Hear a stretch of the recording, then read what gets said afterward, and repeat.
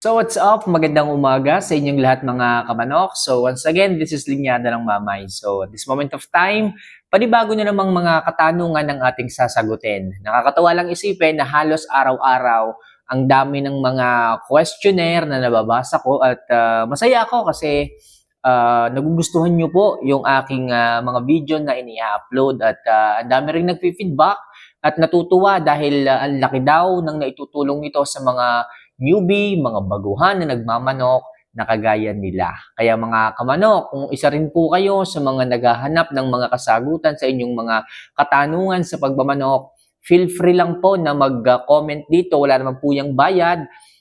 Sasagutin ko po yan pag nabasa ko po sa inyong inilagay na comment. Kaya mga kamanok, isa lang palagi ang hinihiling ko if ever na nagugustuhan nyo po yung mga advice, yung mga kasagutan na aking ibinibigay sa inyo at kung gusto nyo rin, nakuhanan ako ng opinion tungkol sa inyong mga problema, huwag nyo lang po sanang kalimutan na mag-subscribe, mag-like, at syempre magtanong na rin po dyan sa comment section. So wala po yung bayad at kung nagawa nyo na po yan, maraming salamat at simulan na po natin ang topic natin. Medyo marami-rami yung topic natin ngayon sa ating video na to. So, ang unang katanungan ay galing kay Chris Curahe. Ayan, so tanong niya, Idol, tanong ko lang, pwede ba ang buhangin sa dagat pangkaskas sa manok? Okay, nakasubscribe na po ako. Okay, so kung gagamitin niyo po ang buhangin sa dagat sa pagpapakaskas sa manok, wala naman po yung problema. Pero ang nakikita ko po na mangyayari dyan, sa halip na magkaskas ang manok, is magsasandbatting po yan. Pag sinabing sandbatting, siya po ay lulublob doon sa buhangin at yung buhangin po ay ilalagay po niya sa kanyang buong katawan, sa kanyang balahibo. So, ginagawa po yun ng ating mga manok to relax their self. Okay? Kung sa atin po ay, sila po ay nagre-relax, napakagaan po, napakasarap po sa pakiramdam ng manok pag sila po ay nagsasandbatting. Kung makikita nyo yung ibang mga manok, naghuhukay po ng lupa, tapos nagpipipislig na ganyan ng kanilang mga bagwis, kanilang balahibo, so pinapaliguan po nila yung kanilang katawan. Ibig sabihin, nare-relax po sila. Okay? Kapag ka sila ay nanliligo ng buhangin.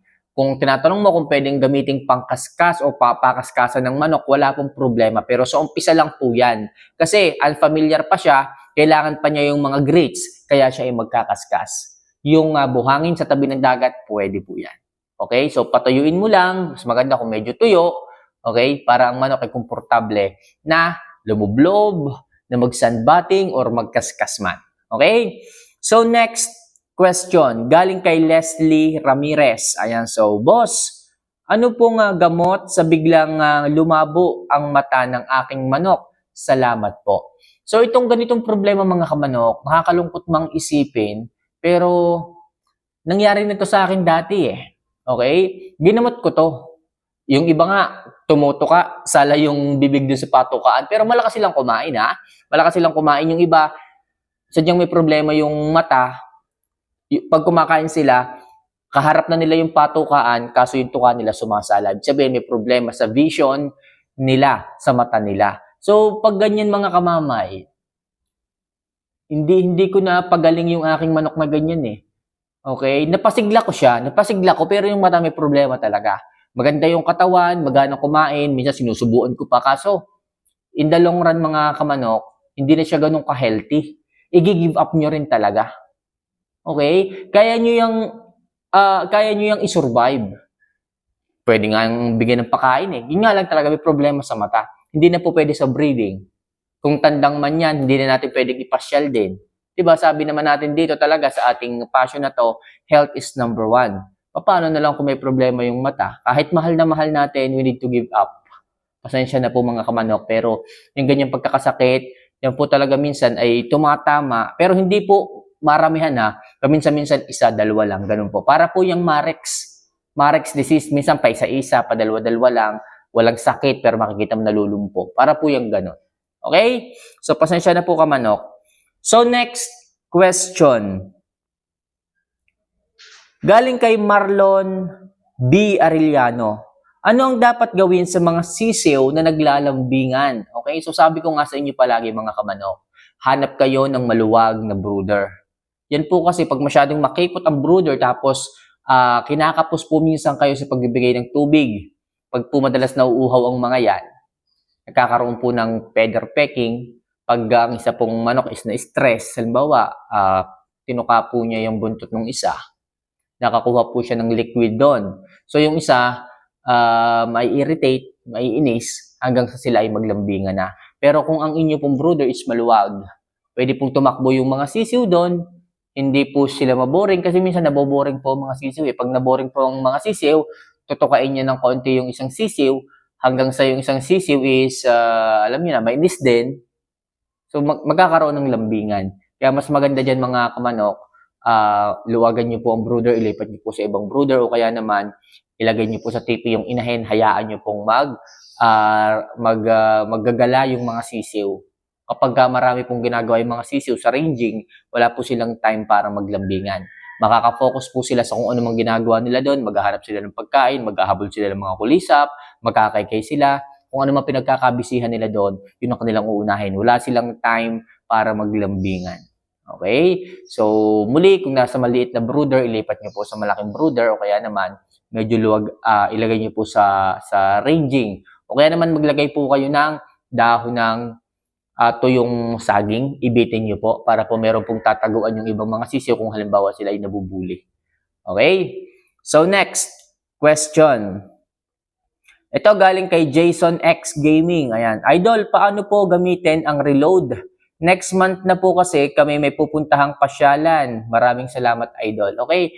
So, ang reload po, unang-una, sabihin ko muna sa inyo kung para saan. Ang reload po is a stress buster o stress reliever. Ibig sabihin, inaalis po niya yung stress sa katawan ng manok. It's either sisiw, inahin, baby pullet, baby stag, o kung ano pa man. Kung kayo ay may pupuntahang pasyalan, pwede kayo magbigay ng 7 drops bago kayo umalis ng bahay. Okay? Kung pagdating nyo naman sa inyong pasyalang pupuntahan, magbigay po ulit kayo ng 7 drops. Then, bago po kayo mamasyal, 30 minutes bago po talaga kayo mamasyal, 7 drops po ulit. Para sa ganun, hindi talaga stress yung manok. O kaya naman kung nakikita nyo yung manok is masyadong hinihingal, pwede po kayo magbigay. Kasi po, nadidehydrate po yung manok kapag kaganon. Okay? And also, pag nakita nyo po na sobrang dry nung ipot, pwede po kayo magbigay. Okay? Kasi po stress na yung manok, tapos dry pa yung manok, pwede po kayo magbigay. Pero kung ang inyong manok naman po is over moisture, huwag niyo po kayo magbigay kasi dadagdag lang po ito sa moisture ng katawan ng inyong mga manok. Okay? So, sa madaling sabi, anti-stress. Bago umalis, papunta sa pasyalan, magbigay. Pagdating, tsaka 30 minutes bago mamasyal mismo, magbigay po kayo ng 7 drops. Right? So, next, galing kay Jeffrey Pepito. Idol, kapag magagawa ka ng fermented Jackie Oats, lagyan mo ba ng konting chlorine? Dahil mabaho kasi if normal lang na tubig ang gagamitin. Okay? So, mineral water po yung aking ginagamit dito. Okay? Mineral water po sa madaling sabi. At nakita ko, kapag mineral water yung ginagamit po ninyo, nai-eliminate po yung mga uod o yung something na nangyayari o nangingitim. So, minsan kasi nasa paghahalo lamang, nasa paghuhugas ng punang oats bago ibabad ang problema, kaya minsan bumabaho. Pero kung halimbawa naman na baguhan ka pa lang sa pagbababad nito, talagang ganyan po talaga ang amoy niyan. Pero pag nasanay po kayo at nakikita nyo na po yung resulta sa inyong mga alagang mga manok, hindi nyo na po maiisip yung amoy at masasanay na po kayo yung dating naaamoy ninyo na mabaho, nagiging mabango na po yan pagdating sa inyong ilong. Okay? So next. Idol, galing kay Ner Conseja. Idol, pwede po ba kahit hindi na ako gumamit ng Reload Plus, Red Cell, pwede na lang po ba ito? Okay, so instead daw po ng Reload Plus, is Red Cell na lang daw po. Okay, so actually mga kamanok, yan po kasi is mga anti-stress vitamins po eh. Okay, so anti-stress and electrolytes po sa ating mga alaga. So para sa akin, kung gumagamit ka man ng Red Cell, o kaya naman na Reload Plus, ano kasi situational po kasi. Actually, yung Red Cell po, binibigay ko po yan sa pagkain or sa painom. Okay? Pero kung halimbawa yung manok po natin is naroon na sa pasyalan, nakita nyo hinihingal, masyadong nai-stress, hindi naman po tayo po pwedeng magdala ng ng tubig ipainom, medyo hassle. Okay, tapos ibibigay nyo sa manok. Okay? Tapos dry na nga yung manok, papainumin nyo pa. So, minsan yung manok ayaw uminom na sobra ng inom. Kaya minsan, dinadala ko na lang is reload. So, nagbibigay na lang ako ng ilang patak para maalis yung stress ng manok. Sa halip na magdala pa ako ng red cell, maghalo sa painom, medyo hassle. So, rekta na lang po ako ng reload. Ready available po kasi pag bunot ko sa bulsa, pataka agad sa bibig, okay na po. Okay, wala na akong kailangan pang damputin, na patukaan, na waterer, itago o itapon.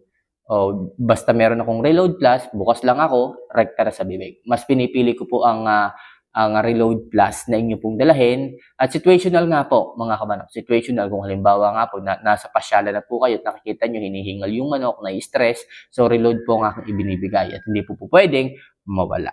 Okay, so last question muna tayo. Ito galing kay Anton Martinez. Ayan, so magandang araw ka, mamay. Pwede po bang i-breed ang inahin na medyo hindi malaki ang katawan? Okay?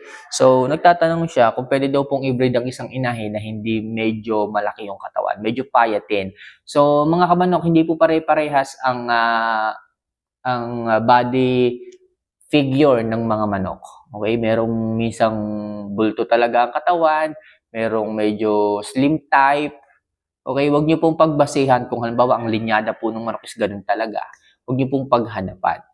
Okay? So, wag niyo po talagang hanapin yung bulto, tapos yung linyada pala nila is sadyang medyo payatin, lalo yung mga Bruce Barnett sweaters. Hindi po magaganda ang katawan ng mga yan, medyo payatin. So, tingnan niyo po muna yung linyada ng manok. Tsaka kung halimbawa naman, quality naman yung manok, maganda yung mukha, maganda yung sukat, yung katawan lang medyo mahina-hina, tapos ganoon naman talaga yung linyada, wala pong problema dyan, mga kamanok. Okay? So yan lang muna siguro ang ating mga katanungan na sasagutin, and hopefully nasagot ko po ng maayos ang inyong mga bawat katanungan na itinatanong sa akin. So sa mga magtatanong, mag-comment lang po kayo, wala naman po yung bayad. And syempre, kung gusto niyo pong mapanood yung aking mga videos na ginagawa, mag-subscribe lang po kayo, mag-like, at syempre, mag-comment dito. So paano mga kamanok, see you for our next vlog. Mahal ko po kayo. Paalam.